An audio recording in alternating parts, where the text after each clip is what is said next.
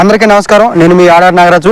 ఏదైతే కేటీఆర్ గారిని నిన్న అరెస్ట్ చేస్తారని చెప్పి పెద్ద ఎత్తున ప్రచారం జరగడం జరిగింది. అదేవిధంగా తెలంగాణ భవన్ చుట్టూ కూడా పోలీసులు మోహరించడం జరిగింది.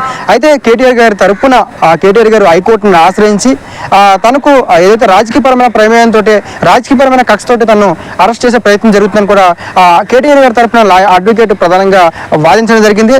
అదేవిధంగా కోర్టు కూడా 10 రోజుల పాటు కేటీఆర్ గారిని అరెస్ట్ చేయకుండా ఉండాలని కూడా ప్రభుత్వానికి డైరెక్షన్ ఇవ్వడం జరిగింది. అయితే ఇంతవరకు మనం అంతా తెలిసిన విషయం. అయితే ఒకసారి నిన్న మరొకసారి ఈ కేసులో ఏం జరిగింది, ఈడీ కూడా రంగంలోకి దిగిందని కూడా మనం చెప్పుకోవచ్చు. ఈడీ ఏదైతే ఈ ఫార్ములా రేసులో ఏం జరిగిందనే విషయం మీద కూడా ఏసీబీ విచారణ జరుగుతున్న సమయంలోనే ఈడీ కూడా రంగంలో దిగిందని కూడా మనం చెప్పుకోవచ్చు. ఈడీ పూర్తిగా ఏదైతే ఈ ఫార్ములా రేసులో ఏం జరిగింది, మనీ లాండరింగ్ అంశం జరిగిందా, విదేశీ సంస్థకు డబ్బులు వెళ్ళాయా, వెళ్తే ఎవరికి వెళ్ళాయి అనే విషయం ప్రధానంగా విచారించే అవకాశం ఉంది. ఒకసారి మనం గమనించినట్లయితే మాత్రం ఏసీపీ దర్యాప్తు చేస్తుండగానే ఈడీ రంగంలో దిగడం అనేది ఒక ప్రధాన అంశంగా మనం చెప్పుకోవచ్చు. అదేవిధంగా కేటీఆర్ గారికి హైకోర్టు 10 రోజుల పాటు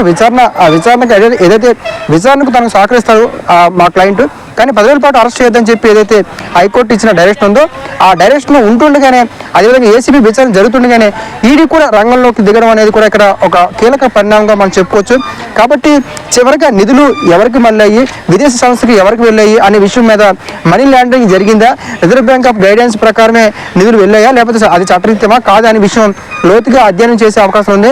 కాబట్టి ఎవరైతే ఈ కేసులో ప్రధాన వ్యక్తులు ఎవరైతే ఉన్నారో వాళ్ళకి ఖచ్చితంగా ఈడీ మండేకి నోటీసులు ఇచ్చే అవకాశం ఉంది. కాబట్టి ఖచ్చితంగా మండే ఏ రకమైన పరిణామాలు ఉంటాయి అనే విషయం మనం ఒకసారి, ఎందుకంటే 10 రోజుల పాటు అరెస్ట్ చేయొద్దని చెప్పి ఏదైతే కోర్టు ఇచ్చిన డైరెక్షన్ ఉందో అది కేటీఆర్ కొంత సానుకూలమైన అంశంగా మనం చెప్పుకోవచ్చు. కానీ ఈడీ కూడా రంగంలోకి దిగడం అనేది కూడా మనం ఒకసారి ఈ కేసు చాలా సీరియస్నెస్గా మారిందని కూడా మనం చెప్పుకోవచ్చు. కాబట్టి మండే ఈడీ ఎవరైతే ఈ కేసులో ప్రధాన వ్యక్తులు ఉన్నారో వాళ్ళకి నోటీసులు ఇచ్చి విచారణ చేసే అవకాశం ఉంది.